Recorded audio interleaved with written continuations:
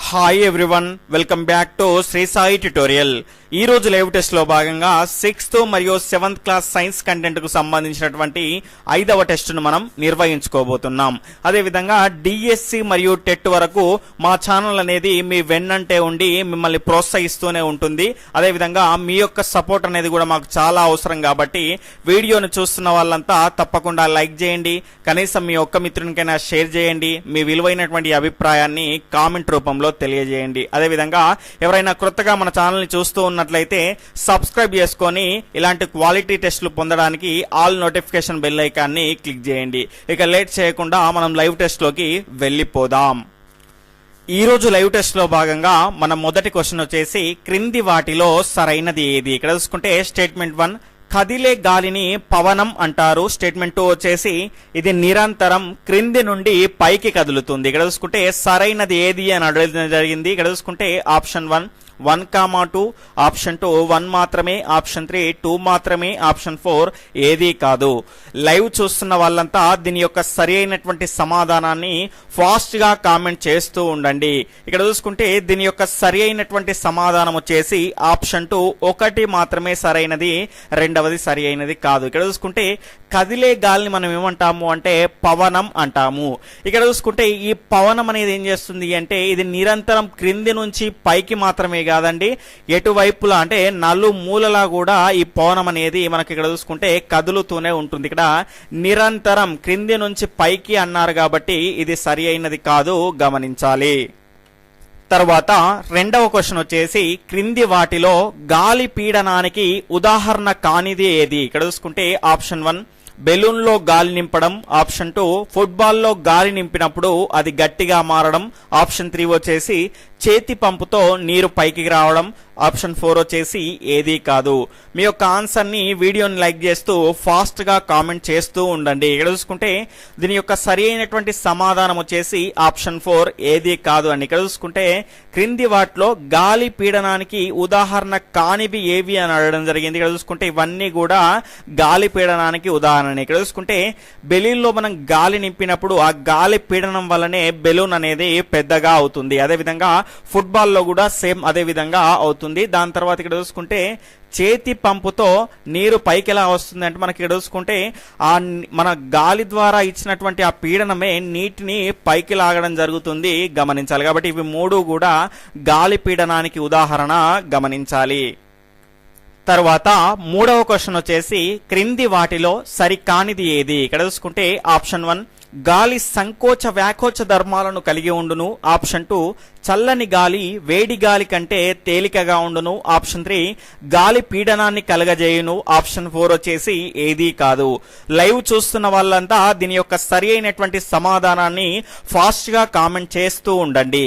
ఇక్కడ చూసుకుంటే దీని యొక్క సరి అయినటువంటి సమాధానం వచ్చేసి ఆప్షన్ 2 అండి. చల్లని గాలి అనేది వేడి గాలి కంటే తేలికగా ఉండును అని ఇవ్వడం జరిగింది కాబట్టి ఇక్కడ చూసుకుంటే ఇది రాంగ్ ఆప్షన్ అండి. ఇక్కడ చూసుకుంటే చల్లని గాలి వేడి గాలి కంటే ఏ రకంగా ఉంటుంది, బరువుగా ఉంటుంది. వేడి గాలి అనేది తేలికగా ఉంటుంది. ఇక్కడ చూసుకుంటే భూమి మీద వాయువులు వేడెక్కడం ద్వారానే పైకి వెళ్తాయి, అంటే వేడి గాలి అనేది తేలికగా ఉన్నట్టే కదా అర్థము. అదే విధంగా మనకి ఇక్కడ చూసుకుంటే మనకు page number 84 7th class science book లో కనుక చూసుకుంటే ఖాళీ ఇంజెక్షన్ సీసా అదే విధంగా రిఫిల్ ద్వారా మనకు ఒక ప్రయోగం అనేది ఇవ్వడం జరిగింది.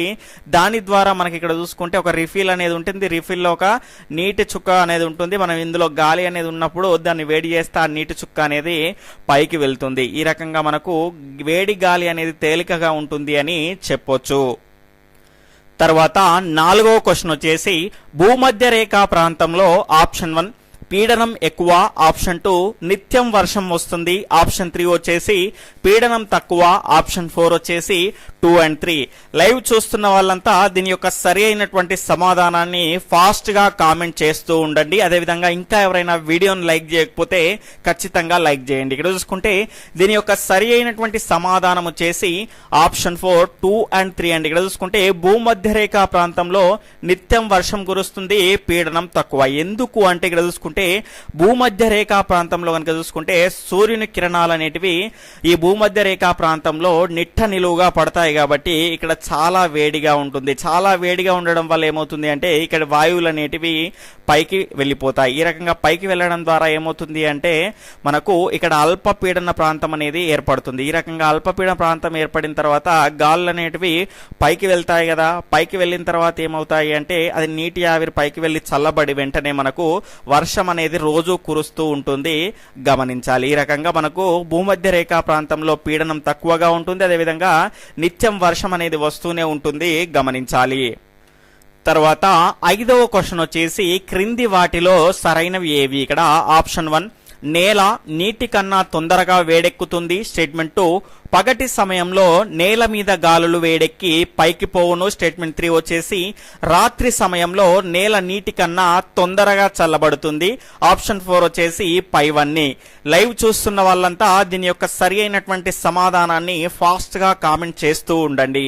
ఇక్కడ చూసుకుంటే దీని యొక్క సరి అయినటువంటి సమాధానం వచ్చేసి ఆప్షన్ 4 అండి. పైవన్నీ కూడా సరి అయినవి. ఇక్కడ చూసుకుంటే నేల అనేది నీటి కన్నా తొందరగా వేడెక్కుతుంది, తొందరగా చల్లబడుతుంది. ఇక్కడ చూసుకుంటే పగటి సమయంలో గనక చూసుకుంటే ఎండ అనేది ఎక్కువగా ఉంటుంది కాబట్టి నేల మీద గాలులు వేడెక్కి పైకి పోతాయి. ఎందుకంటే వేడెక్కడం వల్ల ఆ గాలి అనేది తేలిక అయ్యేసి మనకేమవుతుంది, పైకి వెళ్ళిపోతుంది. ఇక్కడ చూసుకుంటే రాత్రి సమయంలో నేల నీటి కన్నా తొందరగా చల్లబడుతుంది. నేలకు ఉన్నటువంటి ప్రత్యేకత ఏంటి అంటే తొందరగా వేడెక్కుతుంది, తొందరగా చల్లబడుతుంది. నీరు అలా కాదండి, లేటుగా వేడెక్కుతుంది, లేటుగా చల్లబడుతుంది, గమనించాలి. తర్వాత 6వ క్వశ్చన్ వచ్చేసి తుఫాన్కు దారి తీసేటువంటి కారకాలు ఏవి? ఆప్షన్ 1 గాలి వేగం, ఆప్షన్ 2 గాలి వీచే దిశ, ఆప్షన్ 3 ఆర్ద్రత, ఆప్షన్ 4 వచ్చేసి ఉష్ణోగ్రత. అడిషనల్ ఆప్షన్స్ వచ్చేసి ఆప్షన్ 1 1 2 3, ఆప్షన్ 2 వచ్చేసి 1 2 4, ఆప్షన్ 4 వచ్చేసి 4 మాత్రమే, ఆప్షన్ 5 వచ్చేసి పైవన్నీ.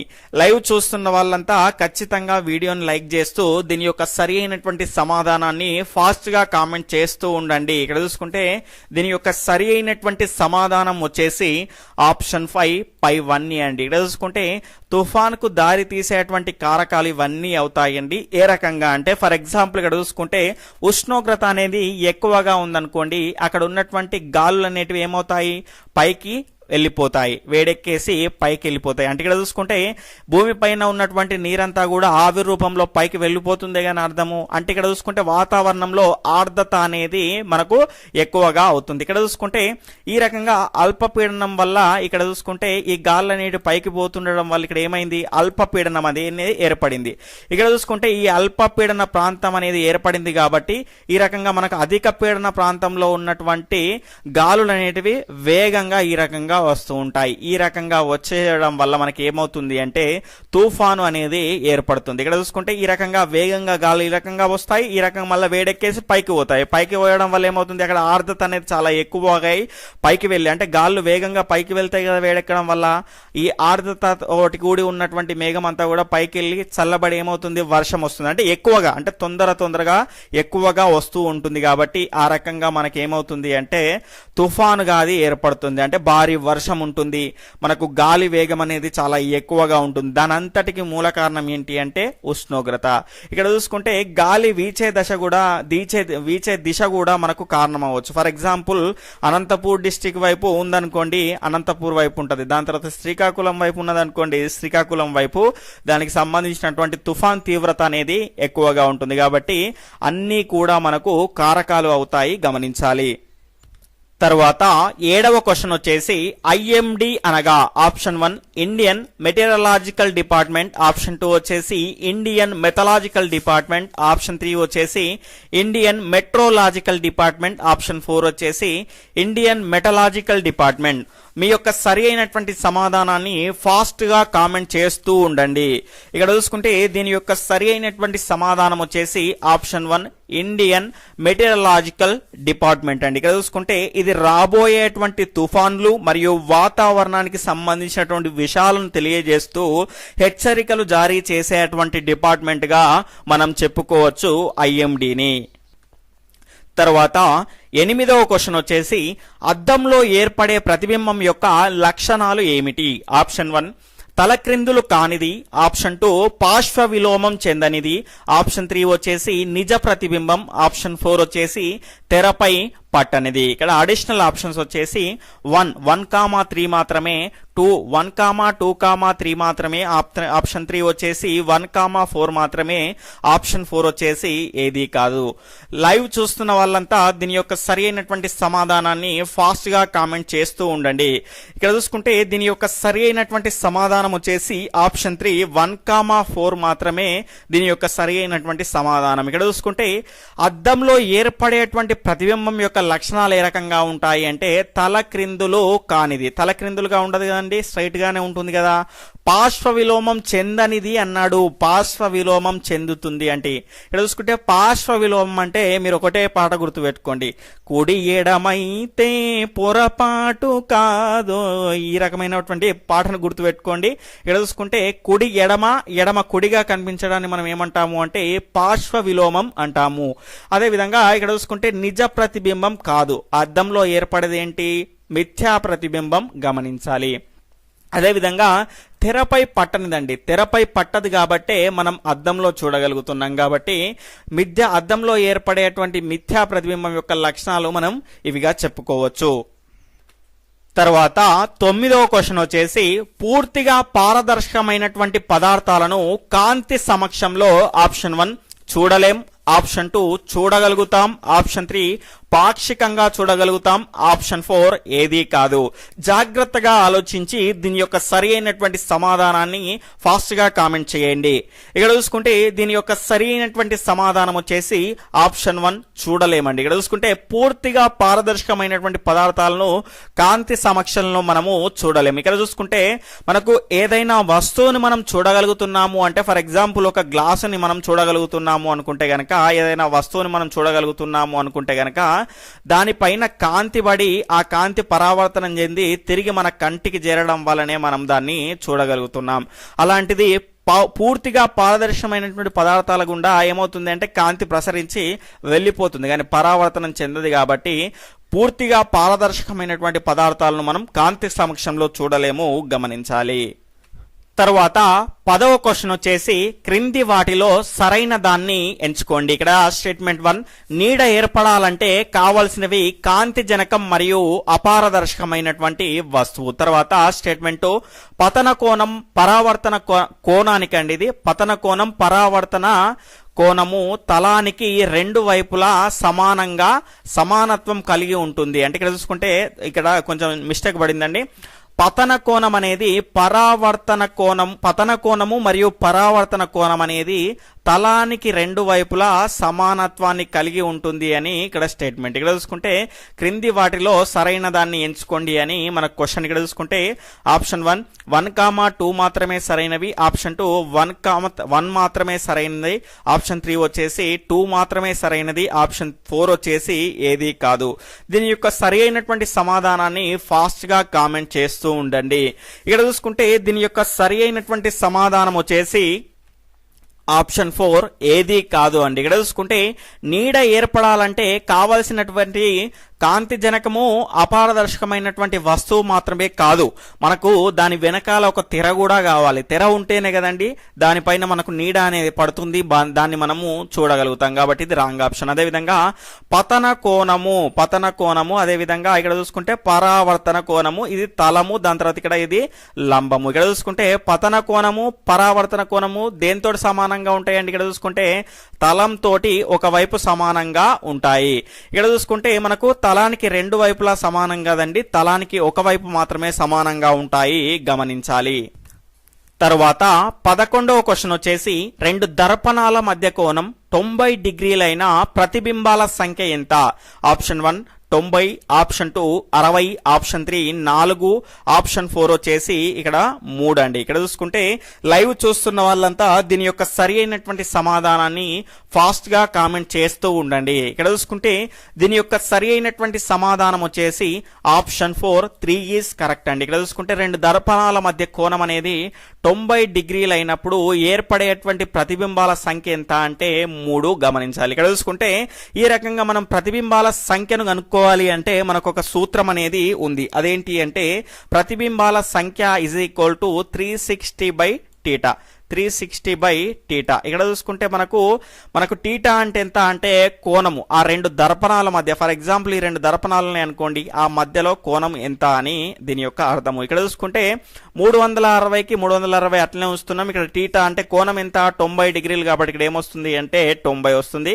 ఈ 0 గెట్ క్యాన్సిల్. దాని తర్వాత 9 1 9 4 36. ఇక్కడ చూసుకుంటే ఇక్కడ వచ్చింది ఎంత 4, మరి నేను చెప్పింది ఎంత 3. ఎందుకు అంటే ఇక్కడ చూసుకుంటే ఈ రకంగా చేసినప్పుడు మనకు ఎల్లప్పుడూ కూడా బేసి సంఖ్య అనేది రావాలి, వచ్చినటువంటి ఫలితం అనేది. అలా కాకుండా సరి సంఖ్య కనుక వచ్చిందనుకోండి, మీరు ఏం చేయాలి అంటే దాని నుంచి ఒకటి తీసేయాలి. 4 - 1 ఎంత 3. కాబట్టి ఇక్కడ సరి అయినటువంటి సమాధానం ఎంత అంటే 3 గమనించాలి. ఇది చాలా ముఖ్యమైనటువంటి కాన్సెప్ట్ కాబట్టి అందరూ గుర్తుపెట్టుకునేటువంటి ప్రయత్నం అనేది చేయండి. ప్రతి కాంపిటేటివ్ ఎగ్జామ్ లో ఒక మార్కు వచ్చేటువంటి ఇంపార్టెంట్ కాన్సెప్ట్ గా మనం చెప్పుకోవచ్చు. తర్వాత 12వ క్వశ్చన్ వచ్చేసి ఎన్ని ఆంగ్ల క్యాపిటల్స్ పార్శ్వ విలోమం చెందినప్పటికీ సరైన విధంగా కనిపిస్తాయి? ఆప్షన్ 1 10, ఆప్షన్ 2 11, ఆప్షన్ 3 12, ఆప్షన్ 4 వచ్చేసి 7. లైవ్ చూస్తున్న వాళ్ళంతా దీని యొక్క సరి అయినటువంటి సమాధానాన్ని ఫాస్ట్ గా కామెంట్ చేస్తూ ఉండండి. ఇక్కడ చూసుకుంటే దీని యొక్క సరి అయినటువంటి సమాధానం వచ్చేసి ఆప్షన్ 2 11 అండి. ఇక్కడ చూసుకుంటే 11 ఆంగ్ల క్యాపిటల్స్ పార్శ్వ విలోమం చెందినప్పటికీ కూడా సరైన విధంగా కనిపిస్తాయి. ఫర్ ఎగ్జాంపుల్ కనుక చూసుకుంటే ఓని తీసుకుందాం. ఓని తీసుకున్నప్పుడు దీనికి కుడి ఎడమ అనేది ఏమైనా తేడా ఉంటుందా? అద్దంలో చూస్తే ఉండదు. అదేవిధంగా ఎక్స్ ను కనుక చూసుకుంటే దీనికి కూడా ఏదైనా తేడా ఉంటుందా? ఉండదు. కాబట్టి ఈ రకంగా మనకు మిగిలినటువంటి 9 కూడా మనకి ఏ రకంగా ఉంటాయి అంటే పార్శ్వ విలోమం చెందినప్పటికి కూడా సరైన విధంగా ఉంటాయి. ఇక్కడ చూసుకుంటే మీకు ఇచ్చేటువంటి హోంవర్క్ అనుకోండి, ఇంకేదైనా అనుకోండి కనుక ఇక్కడ చూసుకుంటే మనకు ఈ మిగిలినటువంటి 9 ఈ లైవ్ టెస్ట్ అయిపోయిన తరువాత కామెంట్ సెక్షన్ లో ఖచ్చితంగా కామెంట్ చేయండి. మిగిలినటువంటి ఆ 9 ఏమిటో గమనించాలి. తరువాత 13వ క్వశ్చన్ వచ్చేసి సినిమా తెరపై మనం చూసేది ఏది? ఆప్షన్ 1 నిజ ప్రతిబింబం, ఆప్షన్ 2 మిథ్యా ప్రతిబింబం, ఆప్షన్ 3 వచ్చేసి 1 and 2 అంటే నిజ ప్రతిబింబం మరియు మిథ్యా ప్రతిబింబం. ఆప్షన్ 4 వచ్చేసి ఏది కాదు. ఫాస్ట్ గా మీ యొక్క ఆన్సర్ ని కామెంట్ చేస్తూ ఉండండి. ఇక్కడ చూసుకుంటే చాలా మంది ఇంకా లైక్ చేయలేదంటే వీడియోని ఖచ్చితంగా లైక్ చేయండి, అది పెద్ద పనేం కాదు, గమనించాలి. ఇక్కడ చూసుకుంటే దీని యొక్క సరి అయినటువంటి సమాధానం వచ్చేసి ఆప్షన్ 1 నిజ ప్రతిబింబం అండి. ఇక్కడ చూసుకుంటే సినిమా తెరపైన మనం చూసేటువంటిది ఏంటి అంటే నిజ ప్రతిబింబం గమనించాలి. దీని ప్రతిబింబం అనేది మనకు తల క్రిందులుగా ఏర్పడడం జరుగుతుంది. కానీ మనకి ఇక్కడ చూసుకుంటే సినిమా మామూలుగా తెరపై మాత్రం మనకు స్ట్రైట్ గానే కనిపిస్తుంది. ఇక్కడ చూసుకుంటే మిథ్యా ప్రతిబింబం యొక్క లక్షణాలు ఏంటి అంటే తెరపై పట్టకుండా కేవలం అద్దంలో మాత్రమే చూడగలిగేదాన్ని మనం ఏమంటాము అంటే మిథ్యా ప్రతిబింబం అంటాము. ఇక్కడ చూసుకుంటే ఈ నిజ ప్రతిబింబాన్ని కూడా మనం అద్దంలో చూడగలుగుతాము, గమనించాలి. తర్వాత 14వ క్వశ్చన్ వాహనాల యొక్క రియర్ వ్యూ మిర్రర్ లో వాడేటువంటి దర్పణం ఏది? ఆప్షన్ 1 పుటాకార దర్పణం, ఆప్షన్ 2 కుంభాకార దర్పణం, ఆప్షన్ 3 ద్వికుంభాకార దర్పణం, ఆప్షన్ 4 వచ్చేసి ద్విపుటాకార కటకం. లైవ్ చూస్తున్న వాళ్ళంతా దీని యొక్క సరి అయినటువంటి సమాధానాన్ని వీడియో చూస్తూ లైక్ చేస్తూ ఫాస్ట్ గా కామెంట్ చేస్తూ ఉండండి. ఇక్కడ చూసుకుంటే దీని యొక్క సరి అయినటువంటి సమాధానం వచ్చేసి ఆప్షన్ 2 కుంభాకార దర్పణం అండి. ఇక్కడ చూసుకుంటే దీన్ని రియర్ వ్యూ మిర్రర్ లో మనకు ఎందుకు ఉపయోగిస్తారు అంటే కుంభాకార దర్పణం యొక్క ప్రత్యేకత ఏమిటి అంటే వెనకాల వచ్చేటువంటి పెద్ద పెద్ద వాహనాలను కూడా అందులో చిన్నదిగా చేసి అందులో పట్టే విధంగా చూపెట్టేదే కుంభాకార దర్పణము, గమనించాలి. అందుకే రియర్ వ్యూ మిర్రర్ లో మనకు కుంభాకార దర్పణాన్ని వాడతారు, గమనించాలి. తర్వాత దంత వైద్యుల మరియు టార్చ్ లైట్లు అదేవిధంగా వాహనాల యొక్క హెడ్ లైట్లలో వాడేటువంటి దర్పణాలు ఏవి? ఆప్షన్ 1 పుటాకార దర్పణం, ఆప్షన్ 2 కుంభాకార దర్పణం, ఆప్షన్ 3 ద్వికుంభాకార దర్పణం, ఆప్షన్ 4 వచ్చేసి ద్విపుటాకార కటకం. ఫాస్ట్ గా మీ యొక్క ఆన్సర్ ని కామెంట్ చేస్తూ ఉండండి. ఇది అందరికీ తెలిసినటువంటి సమాధానమే. ఇక్కడ చూసుకుంటే దీని యొక్క సరి అయినటువంటి సమాధానం వచ్చేసి ఆప్షన్ 1 పుటాకార దర్పణం. ఇక్కడ చూసుకుంటే దంతాల్లో చిన్న చిన్నగా ఉన్నటువంటి వాటిని కూడా మనకు పెద్దగా అంటే డాక్టర్ వైద్యం చేసేటప్పుడు అతనికి క్లిస్టర్ క్లియర్ గా కనిపించాలి కాబట్టి మనకు పుటాకార దర్పణం ఏం చేస్తుంది అంటే చాలా చిన్న వాటిని కూడా పెద్దగా చేసి చూపిస్తుంది. కాబట్టి మనకి ఈ రకంగా పుటాకార దర్పణాన్ని వాడతారు. వాడతారు. ఇక్కడ చూసుకుంటే టార్చ్ లైట్ లో కూడా మనకు ఫోకస్ అనేది చాలా ఎక్కువగా అవసరం కాబట్టి చిన్న లైట్ వేసినప్పటికీ ఆ దర్పణం నుంచి బయటకు వచ్చేసరికి చాలా పెద్దగా కనిపిస్తుంది. ఇక్కడ చూసుకుంటే వాహనాల హెడ్ లైట్ లో కూడా మనకు ఫోకస్ అనేది చాలా అవసరం కాబట్టి నైట్ లో వెళ్ళేటప్పుడు అన్నీ కనిపించాలి అంటే ఖచ్చితంగా మనకు చిన్న లైట్ ఉన్నప్పటికీ ఫోకస్ అనేది ఎక్కువగా కొట్టాలి కాబట్టి మనకు పుటాకార దర్పణాన్ని వాడతారు, గమనించాలి. తర్వాత 16వ క్వశ్చన్ వచ్చేసి క్రింది వాటిలో సరికానిది ఏది? ఇక్కడ చూసుకుంటే ఆప్షన్ 1 గరుకు తలంపై క్రమరహిత పరావర్తనం జరుగును. ఆప్షన్ 2 నునుపు తలంపై క్రమ పరావర్తనం జరుగును. ఆప్షన్ 3 వచ్చేసి క్రమరహిత పరావర్తనం వల్ల ఏర్పడే ప్రతిబింబాలను మనం చూడలేము. స్టేట్మెంట్ 4 వచ్చేసి క్రమ పరావర్తనం వల్ల ఏర్పడే ప్రతిబింబాలను స్పష్టంగా చూడగలం. లైవ్ చూస్తున్న వాళ్ళంతా వీడియోని లైక్ చేస్తూ దీని యొక్క సరి అయినటువంటి సమాధానాన్ని ఫాస్ట్ గా కామెంట్ చేస్తూ ఉండండి. ఇక్కడ చూసుకుంటే దీని యొక్క సరి అయినటువంటి సమాధానం వచ్చేసి ఆప్షన్ 3 అండి. ఇక్కడ చూసుకుంటే క్రమరహితమైనటువంటి పరావర్తనం వల్ల ఏర్పడే ప్రతిబింబాలను మనం చూడలేం కాదండి, పాక్షికంగా చూడగలుగుతాము, గమనించాలి. మొత్తానికే చూడలేకుండా ఉండము. ఇక్కడ చూసుకుంటే మన కిటికీలో కనుక చూసుకుంటే గరుకుగా ఉన్నటువంటి కిటికీ అద్దాల్లో నుంచి కనుక చూసుకుంటే మొత్తానికి స్పష్టంగా ఏర్పడకపోయినా కూడా మనకు ప్రతిబింబం అనేది ఏ రకంగా ఏర్పడుతుంది? పాక్షికంగా మాత్రం మనకు కనిపిస్తుంది, గమనించాలి. మనం మొహం పెట్టుకొని కనుక చూసుకుంటే మొత్తానికి క్లియర్ గా కనగడకపోయినా కూడా మన మొహం చూసుకునే అద్దం లో కనిపించినట్టు కనిపించకపోయినా కూడా కొంత మాత్రం కనిపిస్తుంది. కాబట్టి క్రమరహిత పరావర్తనం అనేది ఎక్కడ జరుగుతుంది? గరుకు తలం పైన జరుగుతుంది. కాబట్టి ఆ రకంగా ఏర్పడే ప్రతిబింబాల్ని మనం పాక్షికంగా చూడగలుగుతాము, గమనించాలి. అదేవిధంగా గరుకు తలం పైన క్రమరహిత పరావర్తనం జరుగుతుంది, నునుపు తలం పైన క్రమ పరావర్తనం జరుగుతుంది, గమనించాలి. తర్వాత 17వ క్వశ్చన్ వచ్చేసి పెరిస్కోప్ లో 2 దర్పణాల మధ్య కోణం ఎంత? చాలా మంది కన్ఫ్యూజ్ అయ్యేటువంటి క్వశ్చన్ గా మనం చెప్పుకోవచ్చు.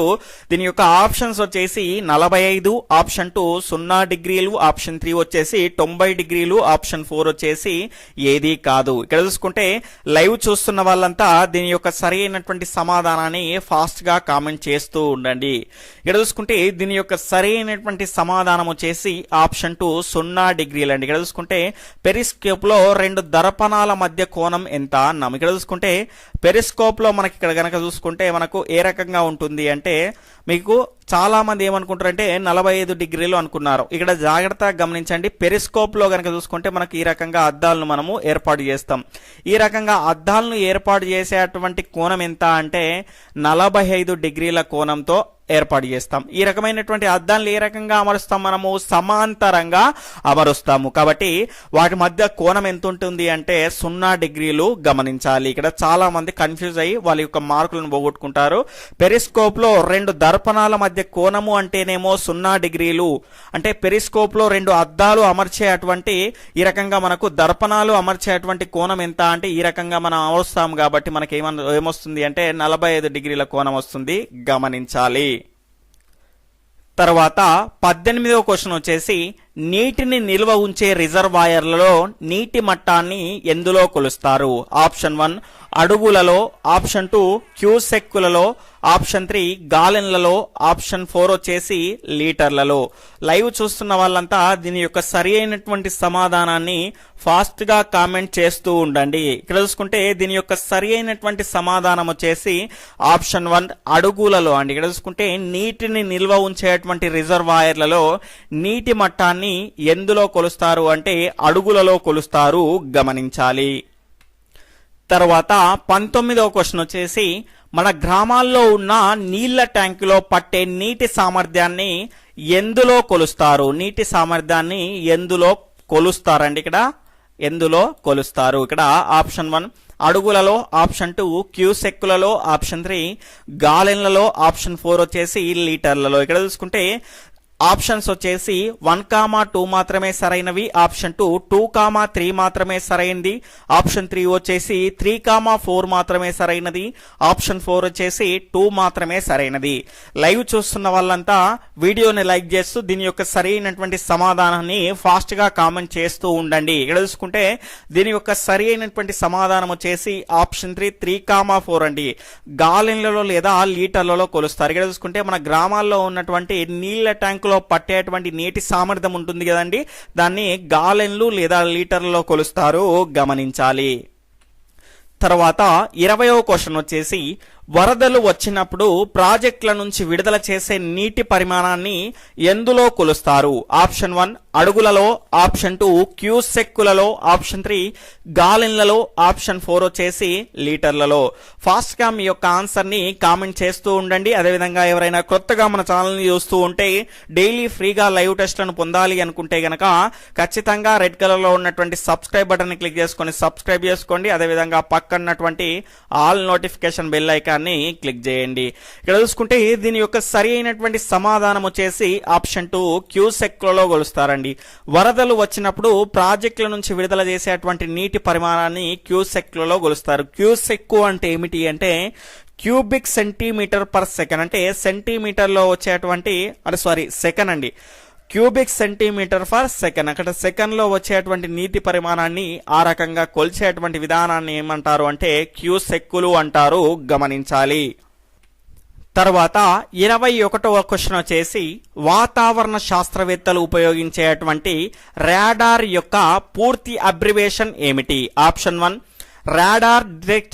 Radar detection and ranging, option 2 వచ్చేసి radio detection and ranging, option 3 వచ్చేసి radar direction and ranging, option 4 వచ్చేసి radio direction and ranging. Fast గా మీ యొక్క ఆన్సర్ ని కామెంట్ చేస్తూ ఉండండి. ఇక్కడ చూసుకుంటే దీని యొక్క సరి అయినటువంటి సమాధానం వచ్చేసి ఆప్షన్ 2 అండి, రేడియో డిటెక్షన్ అండ్ ర్యాంగింగ్. వాతావరణ శాస్త్రవేత్తలు రాడార్ అనేటువంటి పరికరాన్ని ఉపయోగించి వర్షము, మంచు మొదలైనటువంటి అంశాల గురించి తెలియజేస్తారు. దాని యొక్క full abbreviation radio detection and ranging, గమనించాలి. తర్వాత 22వ క్వశ్చన్ వచ్చేసి రక్షిత మంచినీటి సరఫరా దశల్లో సరైనది ఏది? ఇక్కడ చూసుకుంటే ఆప్షన్ 1 చెరువు, వడపోత, aeration, chlorination, overhead tank, కుళాయిలు, ఆప్షన్ 2 చెరువు, వడపోత, chlorination, aeration, overhead tank, కుళాయిలు, ఆప్షన్ 3 చెరువు, ఏరేషన్, వడపోత, క్లోరినేషన్, కుళాయిలు, ఆప్షన్ 4 వచ్చేసి చెరువు, ఏరేషన్, క్లోరినేషన్, వడపోత, కుళాయిలు. లైవ్ చూస్తున్న వాళ్ళంతా దీని యొక్క సరి అయినటువంటి సమాధానాన్ని ఫాస్ట్ గా కామెంట్ చేస్తూ ఉండండి. ఇక్కడ చూసుకుంటే దీని యొక్క సరి అయినటువంటి సమాధానం వచ్చేసి ఆప్షన్ 1 అండి. ఇక్కడ చూసుకుంటే రక్షిత మంచి నీటి సరఫరా దశల్లో ఉన్నటువంటి క్రమాన్ని గనక చూసుకుంటే ముందుగా చెరువు నుంచి దాన్ని వడపోత ద్వారా, అంటే పెద్ద పెద్దగా ఉన్నటువంటివి ఇక్కడ బయటికి వెళ్ళిపోతాయి. ఏమన్నా పదార్థాలు, పనికిరాని పదార్థాలు అనేటివి, ప్లాస్టిక్ పేపర్లు కానీ అలాంటివి ఉంటే గనక ఇక్కడ వడపోత ద్వారా బయటకు వెళ్ళిపోతాయి. దాని తర్వాత ఏరేషన్, క్లోరినేషన్ ద్వారా ఏమవుతుంది అంటే మనకి ఇక్కడ చూసుకుంటే క్రిమి సంహారకాలను సంహరించేసి ఏరేషన్ అనేటువంటి క్లోరినేషన్ అనేటువంటి ప్రక్రియకు లోను చేయడం ద్వారా అందులో ఉన్నటువంటి క్రిములను చంపేసి దాని తర్వాత ఓవర్ హెడ్ ట్యాంకుకు పంపిస్తారు. దాని తర్వాత దాని నుంచి మనకు కుళాయిల్లోకి వస్తాయి, గమనించాలి. తర్వాత WHO నివేదిక ప్రకారము ప్రతి మనిషికి వారి కనీస అవసరాలకు ఎన్ని లీటర్ల నీరు కావాలి? ఆప్షన్ 1 20 లీటర్లు, ఆప్షన్ 2 30 లీటర్లు, ఆప్షన్ 3 వచ్చేసి 40 లీటర్లు, ఆప్షన్ 4 50 లీటర్లు. లైక్ చేయండి, వీడియోని చూస్తున్న వాళ్ళంతా ఖచ్చితంగా లైక్ చేయండి. మీకోసం మొత్తుకొని నోరంతా ఎండిపోతుంది. అయినప్పటికీ కూడా మీరు లైక్ చేయడం, షేర్ చేయడం అనేది కూడా చేయట్లేదు.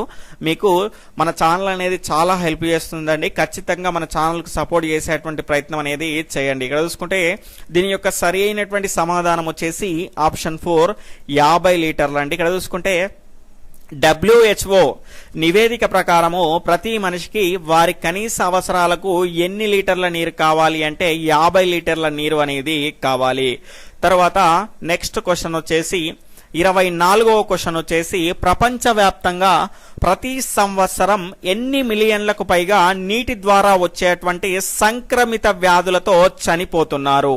ఇక్కడ చూసుకుంటే ఆప్షన్ 1 4 మిలియన్లకు పైగా, ఆప్షన్ 2 6 బిలియన్లకు పైగా, ఆప్షన్ 3 వచ్చేసి 4 మిలియన్లకు పైన. ఇక్కడ రెండు సేమ్ పడ్డాయండి. ఇక్కడ 5 మిలియన్లకు పైగా. దాని తర్వాత ఆప్షన్ 4 వచ్చేసి 2 మిలియన్లకు పైగా. లైవ్ చూస్తున్న వాళ్ళంతా దీని యొక్క సరి అయినటువంటి సమాధానాన్ని ఫాస్ట్ గా కామెంట్ చేస్తూ ఉండండి. దీని యొక్క సరి అయినటువంటి సమాధానం వచ్చేసి ఆప్షన్ 1. 4 మిలియన్లకు పైగా ప్రపంచవ్యాప్తంగా ప్రతి సంవత్సరం మనకి ఇక్కడ చూసుకుంటే సంక్రమిత వ్యాధులతో చనిపోతున్నారు. అందులో 43% వరకు కనుక చూసుకుంటే డయేరియా వల్లనే చనిపోతున్నారు, గమనించాలి. తర్వాత ఈ రోజు ప్రశ్నను కనుక చూసుకుంటే 25వది అంటే కంటిన్యూయేషన్ లో 25వది, అండమాన్ నికోబార్ ద్వీపంలో సునామీ అనేది ఎప్పుడు సంభవించింది? ఇక్కడ చూసుకుంటే ఆప్షన్ 1 2009, ఆప్షన్ 2 2008, ఆప్షన్ 3 వచ్చేసి 2007, ఆప్షన్ 4 వచ్చేసి 2006.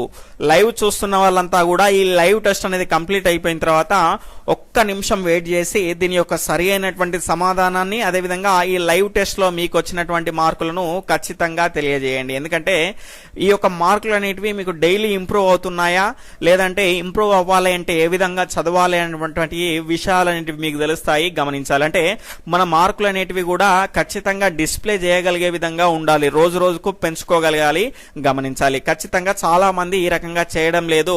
ఈ రోజు అయితే ఖచ్చితంగా మీ యొక్క మార్కులను అదేవిధంగా ఈ లైవ్ టెస్ట్ లో మన లాస్ట్ లో చివరగా ఒక క్వశ్చన్ అనేది అడుగుతాము, దానికి సంబంధించినటువంటి ఆన్సర్ ని అదేవిధంగా చివర్లో మనం ఏం చేస్తాము అంటే సిలబస్ ని చెప్పుకుంటాము. ఆ సిలబస్ ని తెలుసుకున్న తర్వాత వీడియోని లైక్ చేసి వెళ్ళిపోగలరు. ఇక్కడ చూసుకుంటే మీకు వచ్చినటువంటి మార్కులను ఈ రోజు ఖచ్చితంగా పోస్ట్ చేస్తారని అనుకుంటున్నాను. ఇక్కడ చూసుకుంటే రేపటి సిలబస్ ని కనుక మనం చూసుకుంటే మనకు 6th క్లాస్ సైన్స్ కంటెంట్ నుంచి మనకి ఇక్కడ చూసుకుంటే 12వ లెసన్ అండి, సాధారణ విద్యుత్ వలయాలు. అదేవిధంగా 7th క్లాస్ సైన్స్ నుంచి కనుక చూసుకుంటే 7వ లెసన్ అండి, విద్యుత్ అండి. ఇక్కడ చూసుకుంటే దీన్ని మనం నిన్న మిస్ చేసుకున్నాం. యాక్చువల్ గా సీరియల్ గా మనం లెసన్ వైజ్ వెళ్తా ఉంటే కనుక ఇవాళ మనకు ఇవాటి సెషన్ లో విద్యుత్ అనేది ఉండాల్సింది, కానీ మనకు సాధారణ విద్యుత్ వలయాలు అనేది 6th లో ఉంది, అదేవిధంగా మనకు 7th క్లాస్ లో విద్యుత్ అనేది ఉంది. కాబట్టి రెండింటికి సంబంధించినటువంటి ఫుల్ ఫ్లెడ్జ్ ఇన్ఫర్మేషన్ అనేది మనం ఇక్కడ తెలుసుకోగలుగుతాం. కాబట్టి ఈ రకంగా ఇవ్వడం జరుగుతుంది, గమనించాలి. ఓకే ఫ్రెండ్స్, నా లైవ్ టెస్ట్ అనేది మీకు నచ్చింది అనుకుంటున్నాను. ఖచ్చితంగా వీడియోను ఒక్క మిత్రునికైనా షేర్ చేసేటువంటి ప్రయత్నం అనేది చేయండి. Okay friends, bye, take care, Jai Hind.